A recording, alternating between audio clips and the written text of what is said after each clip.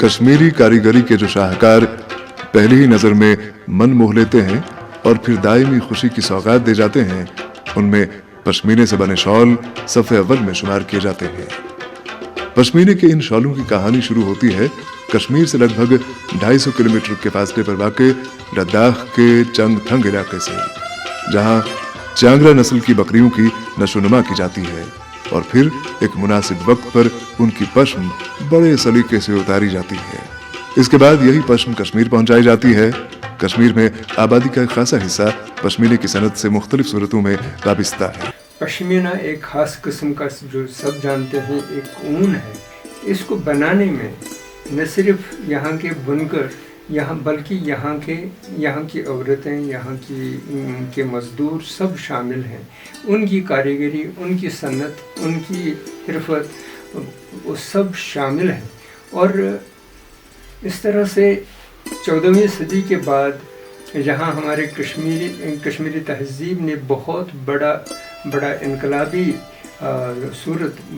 इनकलाबी सूरत इख्तियार की, उसमें पश्मीना शाल सबसे ज़्यादा मशहूर है, जो न सिर्फ एक कसीर तादाद के लोगों को रोज़गार फराहम करता है, बल्कि उनको अपनी हिरफत और अपने तख़य्युल को सामने लाने में मदद देता है, और इसकी पज़ीराई पूरे आलम में है।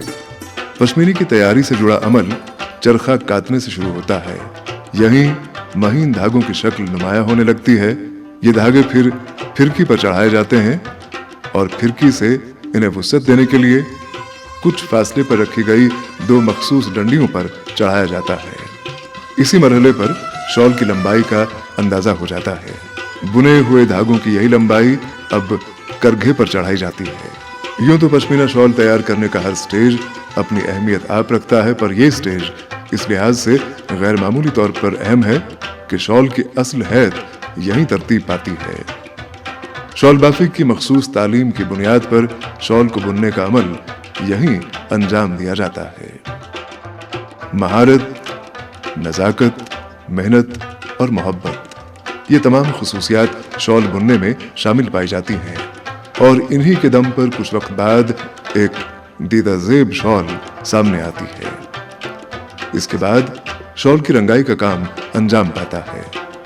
इस काम में खासी एहतियात बरतना पड़ती है, क्योंकि अगर खुदा न खास्ता कोई कमी बेशी हुई तो अब तक की सारी मेहनत रायगा हो सकती है। शॉल को सुखाने के बाद इस पर मुख्तलिफ किस्म के नक्श व निगार डाले जाते हैं, कहीं ब्लॉक प्रिंटिंग से और कहीं हैंड प्रिंटिंग से। यूं शॉल की तैयारी का अमल अपनी तकमील को पहुंचता है। लेकिन 14वीं सदी में जब हज़रत अमीर सईद यहाँ आए, उन्होंने अपने साथ, कहते हैं कि सैकड़ों सादात लाए। उन सादात में बहुत सारे लोग कारीगर थे, सन्नती ज़िंदगी से ताल्लुक़ रखने वाले थे, और यहाँ के लोगों को रोज़गार फराहम किया, उनको ये सारी सन्नतें सिखाएं। हर किसी पश्मीना शाल में ऐसे डिज़ाइन हैं कि जिनकी कोई दूसरी मिसाल नहीं, और उसमें लोगों का तख़य्युल भी है और फितरत का हुस्न भी। आज के ज़माने में भी तसव्वुफ़ एक रहबराना रोल रखता है समाज में। तसव्वुफ़ का एक बुनियादी मकसद है, उसका एक अक़ीदा है कि हर कोई आदमी जिसको कुदरत ने, अल्लाह ताला ने तमाम सलाहियतें बख्शी हैं, तो वो उन पूरी सलाहियतों के साथ इस तरह से सामने आए, काम करे कि वो कुदरत की फ़नकारी में कोई कलीदी रोल इख्तियार करे।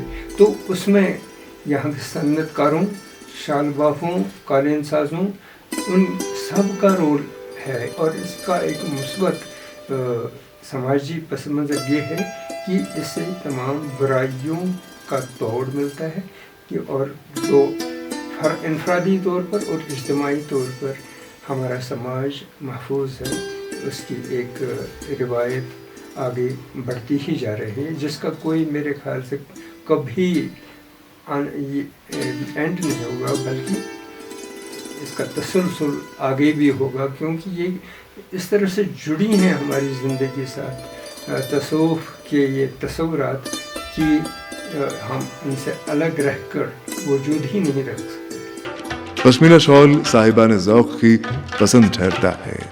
इसकी बनावट, रंगत और लम्स उनके लिए है जो जिंदगी की लज़्ज़तों से आशना होना जानते हैं। जभी तो कश्मीरी पश्मीना शॉल के सैकड़ों साल पहले नमूने आज भी दुनिया के मशहूर म्यूजियम्स की जीनत बने हुए हैं।